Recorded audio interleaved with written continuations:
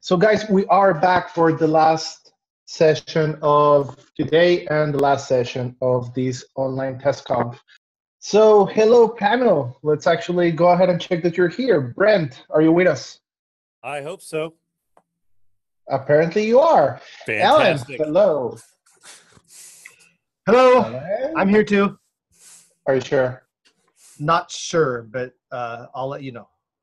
Okay, we'll get back to you on that one. Lalit, the only serious one on the panel. How are you? Yeah, alive and kicking, pretty much. Okay. Now that we have our four stooges for today, guys, we're gonna talk today, and again, let's get serious. Wait. That was not part of the deal, Joel. Okay, I'm not gonna get serious, Brent. I'm sorry. I take it back. All right. No serious today. I've been feeling for that. I just want to let everyone else know that in Israel it's 9:15 p.m. We had an electricity hiccup, and everything actually is continuing smoothly here. I'm not really sure how. God save technology. So serious is not what it's going to be today, especially if we have a data scientist among us.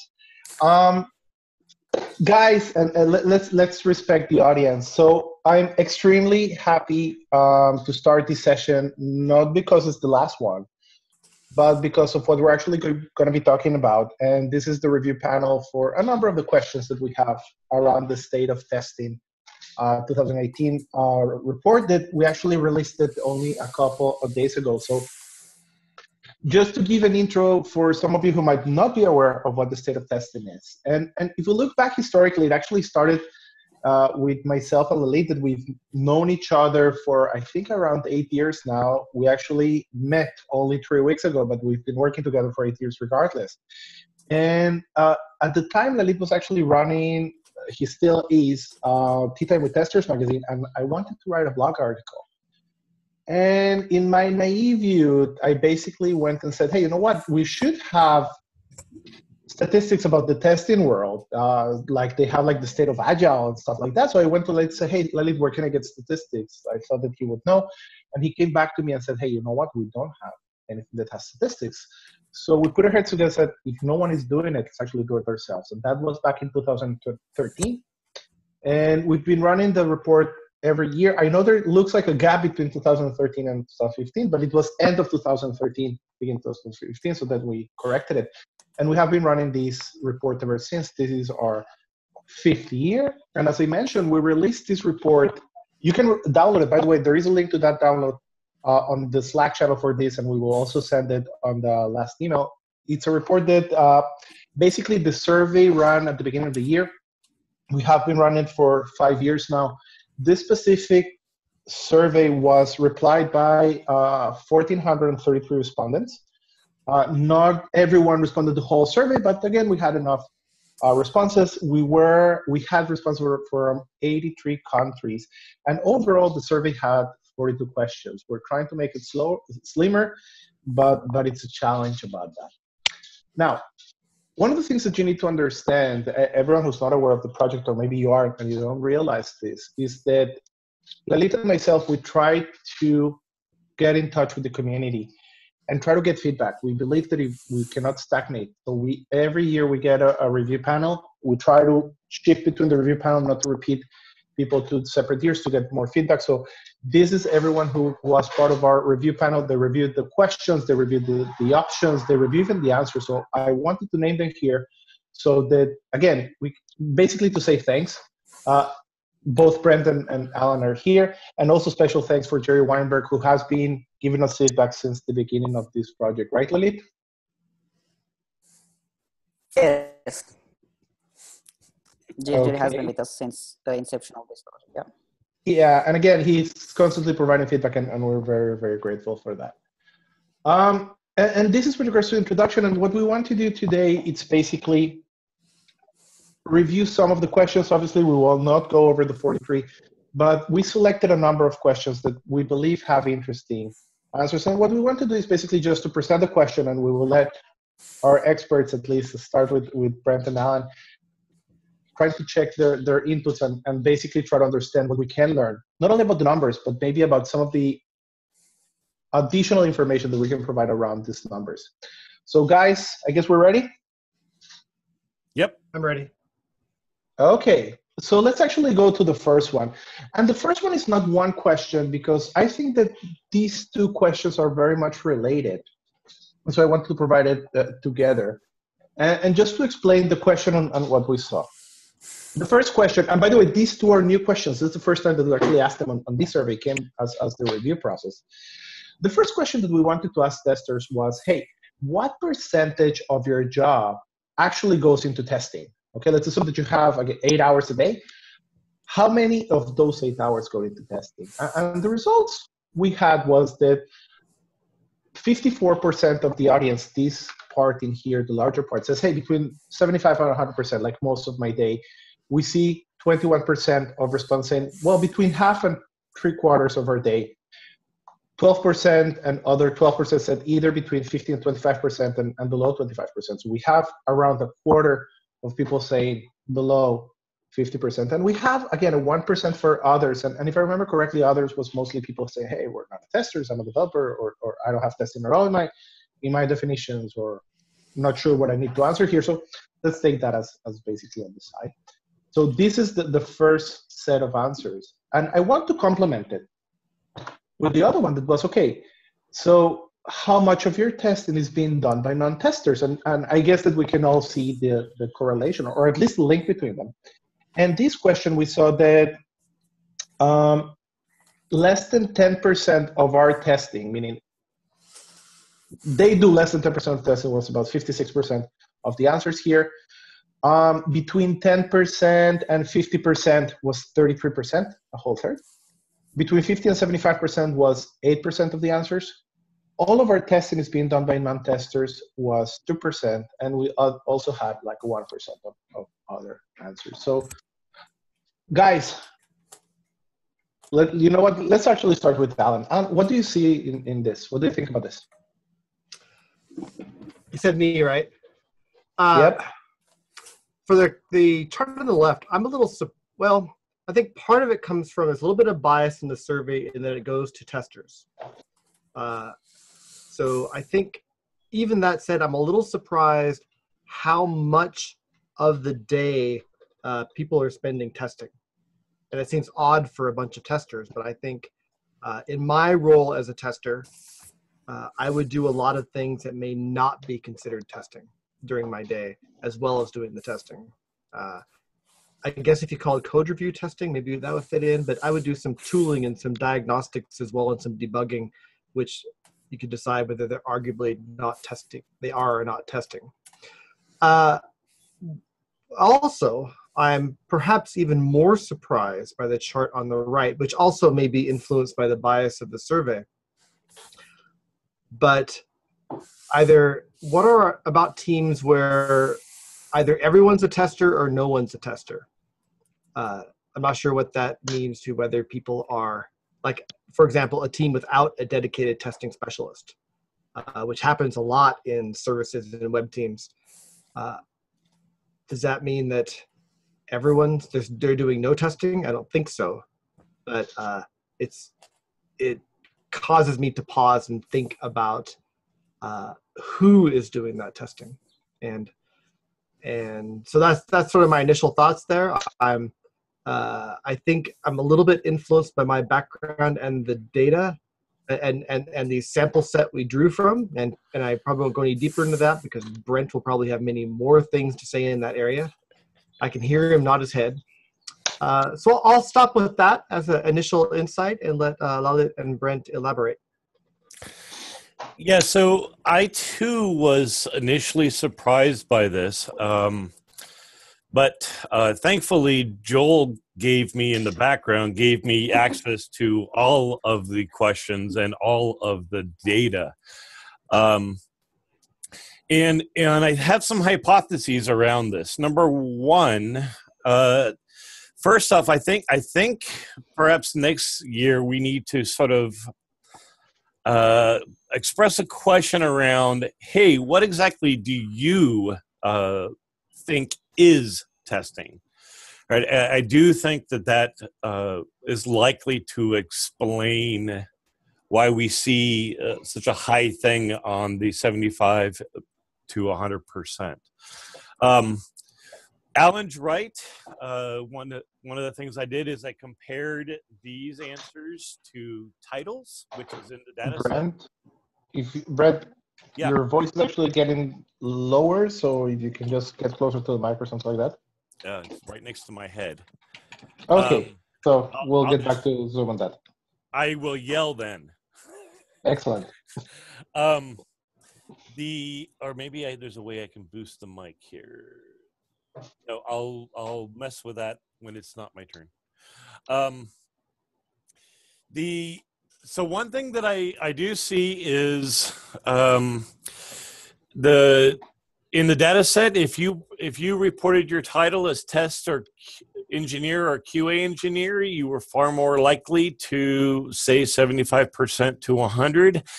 And actually, those people with those titles are what dominate the data set. People who have a managerial type of title, they, not surprisingly, claim that they do far less daily testing. In terms of non-testing, that was an interesting analysis as well. What here I did, I said, okay, one of the things that I found is I looked at the team size. I looked at this answer along with team size and test team size. And there's a very clear correlation that if you're on a small team, you're far more likely to have reported that there is more testing happening with non-testers. Which kind of, in the reverse, is absolutely true. If you're on a large, if your company is large, again, I found more association to this answer with company size.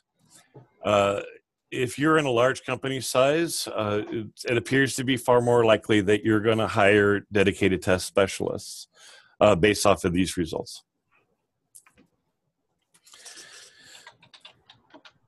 I'm so happy that I sent you those files. Lalit, what's your intake on this? Well, to be honest, being a hands-on tester, I'm absolutely not surprised by any of this outcome. Maybe because my experience as a non-traditional tester today and traditional tester 8 years ago, I was spending pretty much of my time into non-testing related activities, which were kind of less productive back then.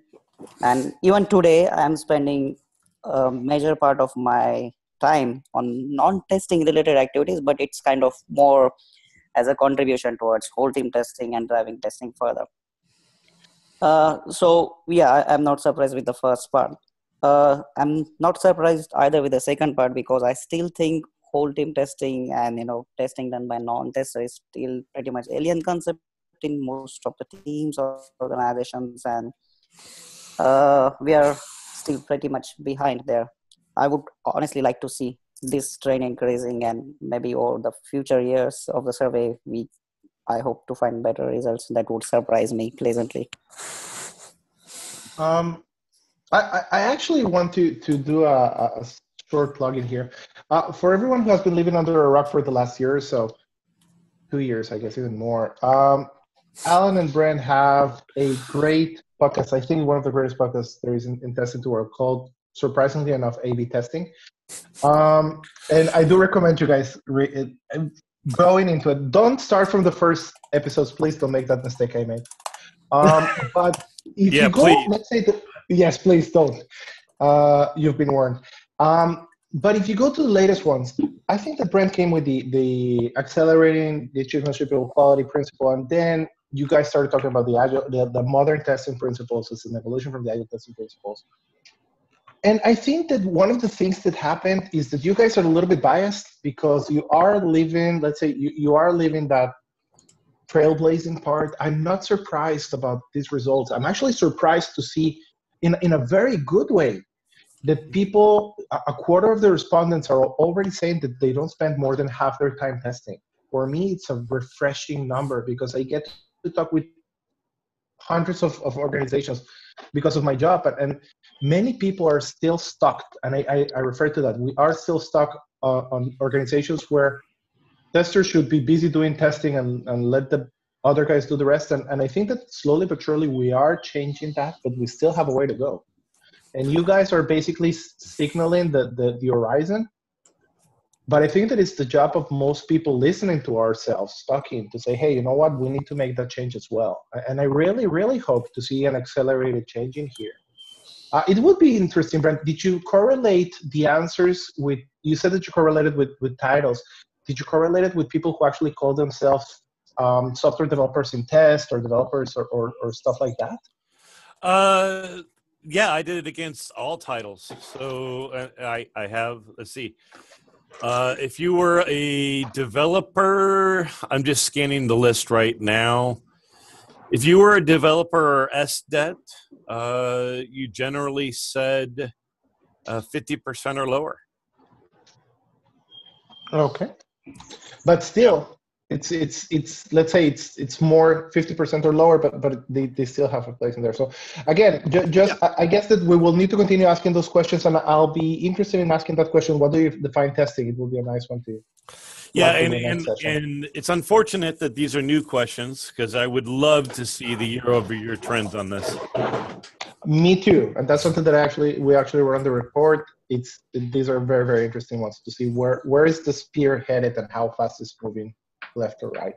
But guys, we need to continue moving forward. We still have a number of questions. So any last thoughts before we move to our next set? Okay, everyone's quiet, so let's move. So around this, and again, not surprisingly so, this is a question we have been asking for a while, and that is, what additional tasks do you do that are not necessarily testing tasks? And these are the answers, and maybe to point at the ones that actually draw my attention. So, well, I'm not sure if surprising or not surprising when people don't take test automation and scripting as testing tasks, and about 3/4 of the respondents were doing that. But the points that draw my attention were more around half the people say that they're managing their testing and development environments. For me, it's actually pretty cool. This is the one. I think that it's a new one. Analysis of production and other user data. This is a new response. And already around half the people working here are already working with production data. And for me, this was very, very refreshing. Guys, what do you make of the listing here? And if there's anything that caught your eyes and why? There are two things I really liked. I'll just jump in quickly and get out of the way. The same one you just mentioned. I love that an analyzing customer data has that much traction. I think it will continue to grow. The other one I like, I think is growing a lot, and I'm pleasantly surprised to see it this high, is the test coaching and consulting. I think a lot of test experts are moving into that role on feature teams and doing a lot of pairing and helping their peers learn how to do more testing, their peers in development learn how to do more testing. I love seeing that happening. Brent, your input. I echo what Alan called out is the same for me, right? I'll add two things that I'm concerned about. Number one, documentation and technical writing so high, as well as producing quality reports and trends.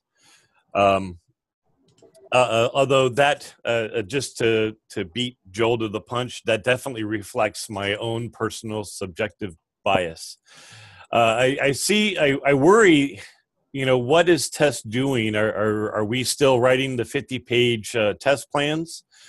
And then the other thing, going back to circling back to the last question, I wonder from a data science point of view, if these are listed as additional tasks, are these tasks that testers universally aren't viewing as part of the testing process? I'm still trying to work through how can I take this data and sort of reverse engineer what the respondents view is testing.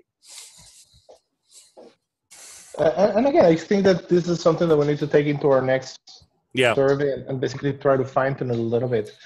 Lalit, what do you see there? Actually, something caught my eye right now, and I will talk about it later. But Lalit, what do you see here?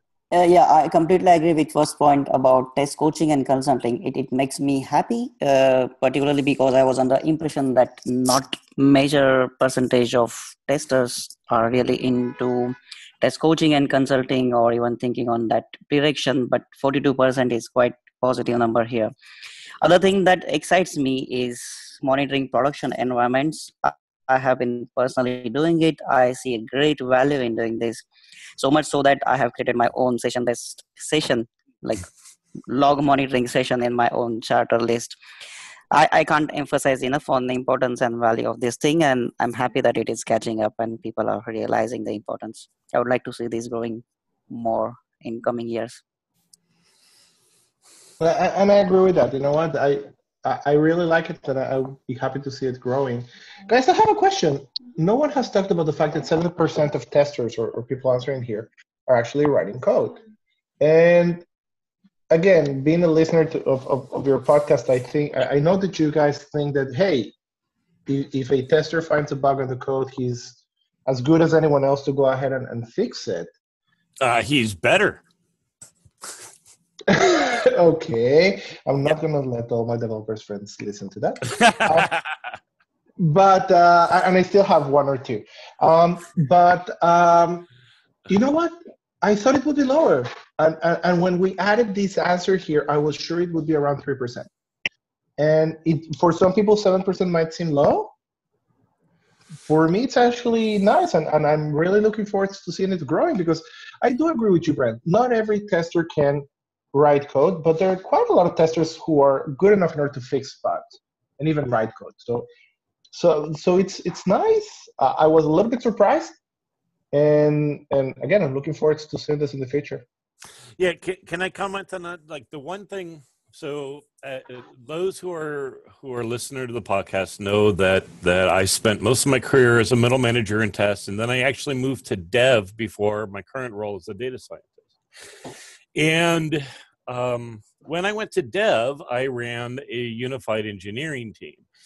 And so when I look at this, I'm kind of looking at it with those eyes, and I say, okay, really what I would love to evaluate here is in terms of the terms that Alan and I speak on a test generalist or a test specialist, I'd love to be able to segment these responses along those lines.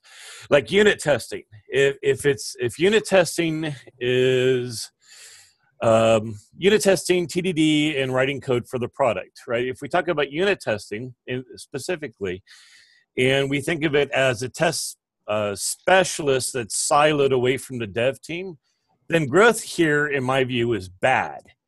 But if we think of it in terms of unified engineering, growth here would be fantastic. Writing code for the product, right? It is absolutely my belief that people who grew up in test do have the skills to move over to dev.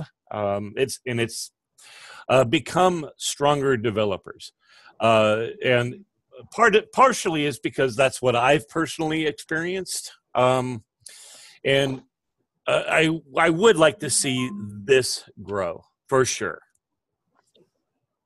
Okay, but by the way, just to add something small in there, I have had my experience of people moving from test to dev and then becoming great developers and VP R&Ds and everything. But these guys seldom look back at testing and say, hey, yes, I want to continue doing testing. These guys basically, what I've seen, not to judge or anything, once they turn developers, they basically burn the bridges.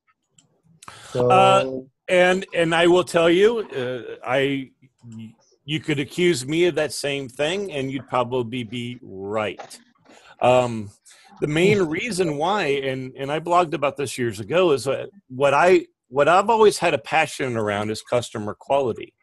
And what I learned when I went to development is that, oh my God, I'm actually accountable and in fully control of customer quality now. Whereas in test, you are a lot of time beholden to business decisions, or the victim of of devs slipping out, code complete, and a variety of other type problems. You don't feel as actually in control of delivering quality, so you do the best you can.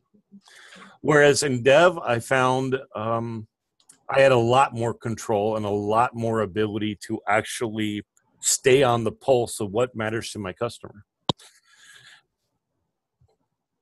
Cool. I understand where you're coming from. By the way, Yeah. You mentioned customer quality, and just to call out on Jerry Owen, yesterday she said something that is so simple, it's brilliant. You define quality as customer happiness, and for me, it was just like, wow, straight up. So again, just calling it again. Now, Jerry, great point. Alan, Lead, can we move forwards, or do you have something else to add? Let's move on, because the next question, I think, the next slide supports this page as well. Let's go. If you say so, we're going to cross you on that one. Oh, cool.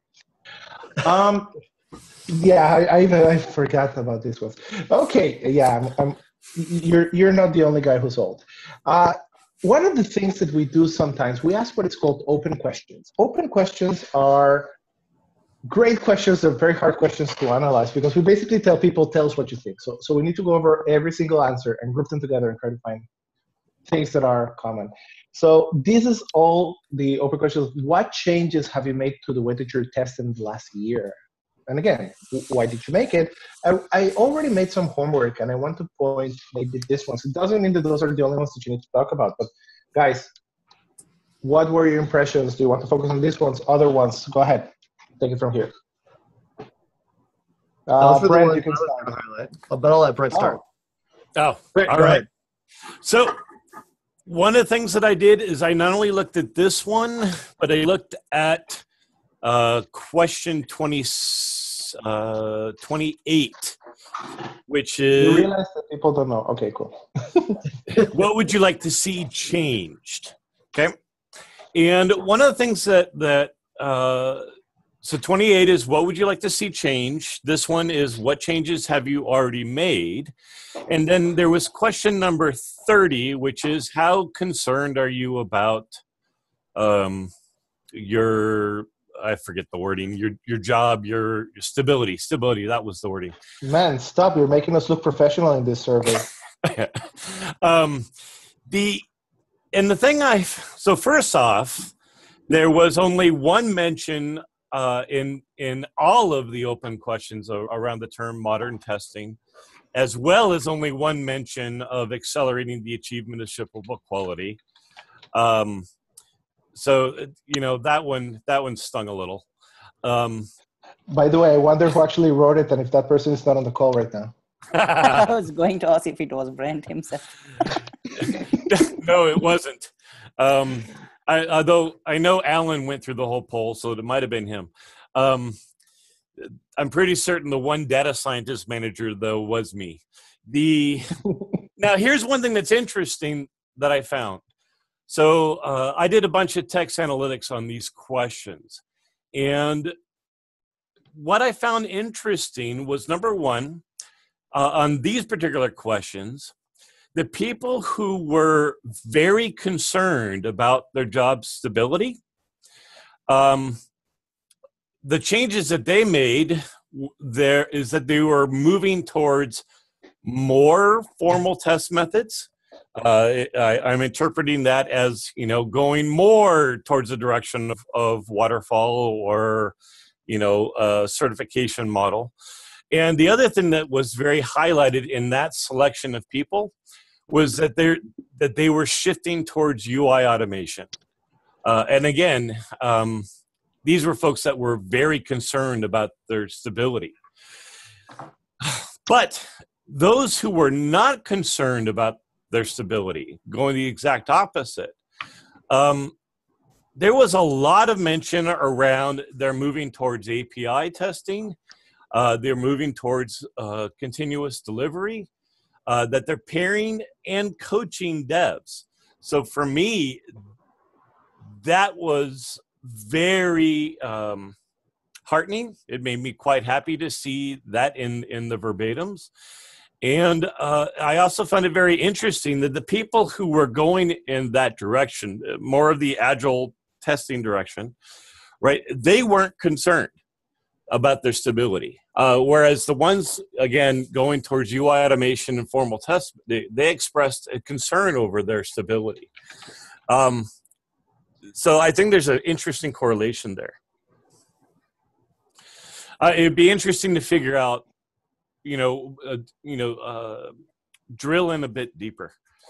And then just to close this out. So similar thing when I looked at question 30.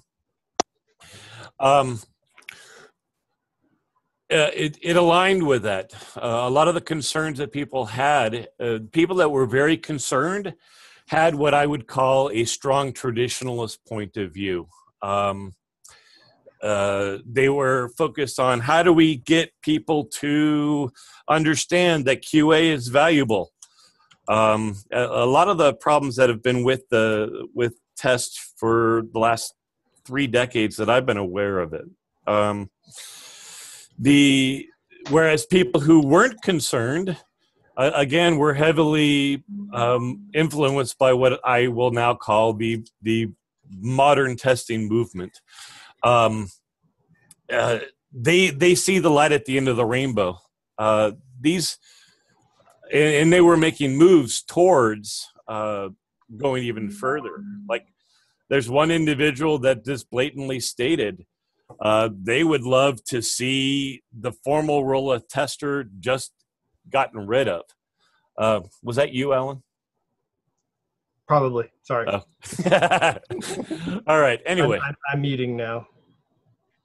And another person stated, "Hey, I would love to get more information around how I can concretely make my current job obsolete." So I see a lot of people sort of moving in the direction of, hey, the stuff that we did in the past probably isn't going to persist, and how do we make these things, how do we deliver quality better and more efficiently? That's my take. Alan? Okay. By the way, thanks, Brent, for giving all that. Alan, maybe you want to refer to the answers. Yeah. Well, you can just see why I have to edit Brent so much in the podcast. So I've been through conferences and other webinars and talks around the world. Been talking a lot recently about modern testing, and which is just an evolution of agile testing, basically. And when I talk about it, I see some people scared, but a lot more people than I expected kind of nodding their head because they recognize the need to move this way, the need to move this way. So one thing, especially coming across on your highlighted answers of the verbatims, is more and more we're seeing teams move in this direction where their role is to accelerate the achievement of quality and help the team create better quality and help full team quality ownership be something that really happens versus some hand waving and words on a page. The role of the tester to be a generalist. Like, I love this one about learn more about ops in order to accelerate the testing process. That's fantastic. So in general, it just reinforces what I'm seeing as I talk to people at these conferences. I think not everyone's moving at the same pace, but there's definitely momentum towards some of these changes. And I think it's good for the industry. It's good for testers. Lalit, what's your take? Well, I would actually like to meet the person who wrote, I created a team of developers and did some interesting stuff, and give him her a warm hug. Mainly because it really shows the foresight and the importance of how testing needs to be understood by everyone and contributed to it, and kind of making programmers' voice of quality is a game changer thing, making them report to quality lead instead of traditional testers reporting to engineering lead setup. This is revolutionary, and I definitely appreciate the thought behind it, and I wish the person lots of success, and I would like to follow up on that if I may. And the other thing around getting rid of I suppose UI automated test and introducing an API testing as a sustainable model, I think this is also a way to go, particularly if you have lots of tests that are breaking on your level. I appreciate this as a welcome change. By the way, I agree with Lalit on that one. The person who actually created a team of developers deserves a prize, and for the thought of making sure to rotate them, that's even more genius. So again, this guy, send us an email, we'll send you a t-shirt, okay? I'll make sure to do it. Okay, moving forward. Not Brent, it cannot be you. Remember, I have the answers. Okay, guys, let's take a look into the future. One of the things that we like to ask is, and again, this is mostly for people to know, as I remember Wayne Gretzky saying that a great player pucks or plays where the puck's going to be. And we're basically trying to ask, where is the puck going to be in 3 to 5 years from now? What do you think about it? I'm going to let whoever wants go in. Yeah. I'm a little curious as to how autonomous drones and vehicles will be important to testers. But maybe that they're viewing that as a technology we're going to have to test better. I think that's the case, by the way. Yeah. Other than that, there is nothing on here I disagree with. These are all going to be key, and I think the biggest thing for testing is right in the middle, and that is ultra personalization. That combined with machine learning is just going to be it's going to be a hard thing for testers to adapt to, right? You don't do UI testing in that sort of an environment. So I definitely think it's very insightful that people understand these items, and I think it's important that people start to work through, okay, how am I going to do my job in that world 3 to 5 years from now? Because you got 3 to 5 years to prepare, right? Or less. Yeah. Alan, where are we with this? By the way, do you see something? Do you think of something that is not in the list? I think that would be a very cool addition. I think big data is done, right? It's big data is today, I guess. It is. Yeah, it's today. Cloud is going to get cloudier. Quantum computing, that's going to be a real game changer. In I don't know if it'll be available for the common human in 3 to 5 years, but that's going to be a big game changer. I don't see anything in particular missing. Mr. Page. So nothing, again, nothing really to add to that, but the list, I mean, those are all future technologies we need to be involved in. But in general, the ability for a tester or a test specialist to learn and become a specializing generalist, someone who can take on a lot of different areas, and it could be tooling or infrastructure or ops, as mentioned on the last slide. I think that plays into it as well. I think it's not just the new advanced technologies that are coming to market. It's being able to play a lot of different roles on the team and not being afraid to branch out, and not being afraid to try new things, and just not being scared away from taking on any new challenge, no matter how difficult it may seem at first, is really encompasses the technologies and areas that are going to be most important for testers in the future. Cool. There's my generalist answer about generalization. Yeah, you know what? You're starting to sound like a complete testing politician, man. Go for it. Please never, ever, ever call me a politician again. Okay. I am hanging up right now. I take it back. Pretty please. Okay, thank you. Thank you. All right. I'll give you a second chance. Wow, now I'm really scared, man. Lalit. Well, two things for me. I'm a bit skeptical about this predictive analytics thing. I'm not sure how effectively testers would really contribute to it because it is still a predictive thing. And testing for me is more about, even though through exploration, still a confirmatory activity. Other thing I would probably feel on the lines of blockchain, there would be a new thing coming in picture, which I could understand from this IOTA guys, which is maybe Alan knows or Brent knows about it already. I don't know the name of the technology they are building, but it's kind of network instead of blockchains.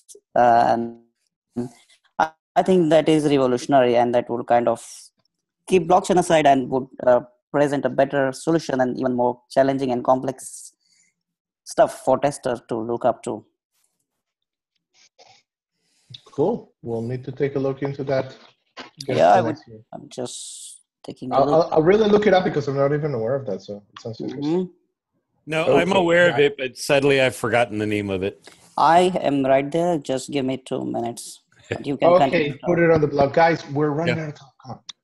Last page. And this is something that is not on the survey, but I think that after everything we've been talking about, I would like you to reference that. So forget about everything that we start, forget about the survey. Let's actually talk about what we know. What is important for a tester to do today that it's going to be completely different for him 5 years from now? And basically what I'm trying to see is sometimes we work based on vectors. Today I need to, I don't know, become a better cook because I'm going to have kids that 5 years from now won't even remember how I cook because they're grown-ups and going out of here, so it's going to be totally different. Let's take it to testing. What should a tester or a testing specialist should be doing today that 5 years from now is going to be gone and forgotten?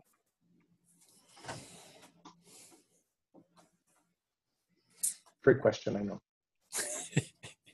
Come on, Alan. I'm trusting you on this one. I'm thinking. Give me 1 second or 10. So, okay, I'll start. So, Olalit, thank you for saving me. Well, anyway, I was not going to answer this. I just found the name. It's DAG, Directed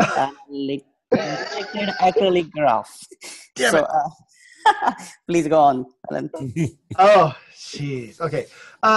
So what's important today is really the answer to the last question, the last slide, which is what's important for testers today is that you're open to learning and embracing new things to learn. I think as a tester today, you can't just do the same thing every day and continue to be successful. It has to be, how do I learn? How do I get better at what I do? What new things can I do that will help overall quality? I just tweeted something about this yesterday, but I want testers to focus on not just testing, but on quality. And as far as how that's different 5 years from now, I think that today's testing specialist is that quality coach and quality advocate for the team. So in addition to being a generalist, I'm going to sound very repetitive, but this is kind of where my value stream lies. Having an ability to coach and advocate and lead a team towards a higher quality culture. One thing I mentioned on the podcast, and I mentioned to my team internally at Unity, is that while test isn't responsible for the quality of the product, and we've debated that for years, I do hold them accountable for improving the quality culture of the product. And in that, I'm teaching them and training them and coaching them and advocating for them on how to lead and grow their own leadership skills so that they can make that difference on their individual teams. So I think I kind of honestly believe that becomes a lot more commonplace 5 years from now. So I'm done with my prediction. Next. Brent. Yeah. So the one thing that I was disappointed when looking at the results, I didn't see too many folks. I didn't see a lot of evidence on too many folks following in my footsteps and heading towards the data science route. I do think understanding data is important today because I think it will be impossible to be in this in an engineering role without some basic understanding of how to use data, how to drive directions in 5 years. Leadership, I will agree with Alan. What's important for testers today is lead themselves, lead them, and lead their teams. I do think learning is part of it. It's about being flexible, as we saw with the technology list in the last, right? There's a lot of new technologies coming aboard. Some of these things are going to eliminate the need for testing. Some of these are going to create additional need. And technology of this sort is going to come and go very rapidly. People need to develop the skill to learn with a high ROI and learn quickly, and not worry about, hey, the prior skill that I've invested in for the last 20 years is no longer valuable. It's about how do I adapt and how do I work and develop the skills that are most valuable now as quickly as possible. I think those things are going to be very important. I don't think learning is going to be different 5 years from now. I think it's going to even be more important 5 years from now. Cool.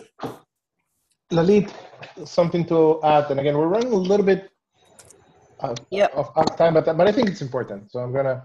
I would say what is important for testers today is to be fully aware of the surrounding they are working in, to be fully aware of the context they are working in, and to be flexible enough to adapt and make changes based on what their context demands, whatever it means. If it means them to learn something new, to give up on some of the philosophy or comfort zone they were working in, and be a better contributor towards accelerating this shippable quality.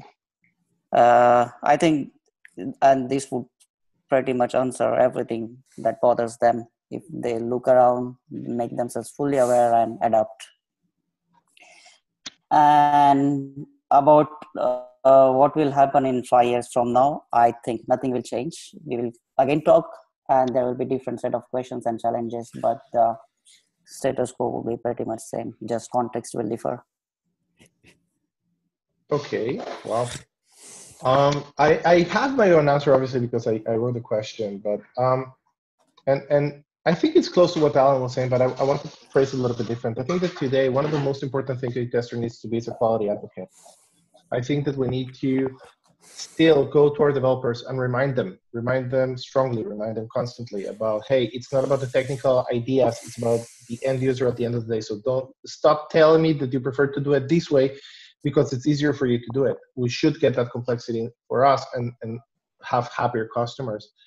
And I hope that 5 years from now, we will be able to become more testing specialists who will look not at quality, but saying, hey, you know what, these are the risks. And because of this and that and that, I think that we should actually test this and that better. And that we will need to advocate quality less because it will be a more intrinsic value of everyone in the organization. So hopefully that is where Agile is taking us. I think that Agile got customers into the equation closer, and I think that developers talk to customers and meet customers, and that's only a good thing. I know it from my company. Whenever we have one developer talking to a customer, all of a sudden their perspective changes. And I hope that, again, we won't need to be advocates anymore in 5 years from now. Hopefully. Okay, guys. So we're actually 5 minutes after the end, 4 minutes after we needed to finish. So we don't really have time for Q&A, but I did want to say, first of all, thank you to our great panel, Brent and Alan. As always, it's incredible to have you here, and just to get your insights, it's a real honor to have you here. And so I want to thank you very much. Lalit as well, my partner in crime on the state of testing. Also great to have you guys here. Thank you for the invite, Joel. It was fun. Also very happy and honored to be a part of this. Thank you. Cool, guys.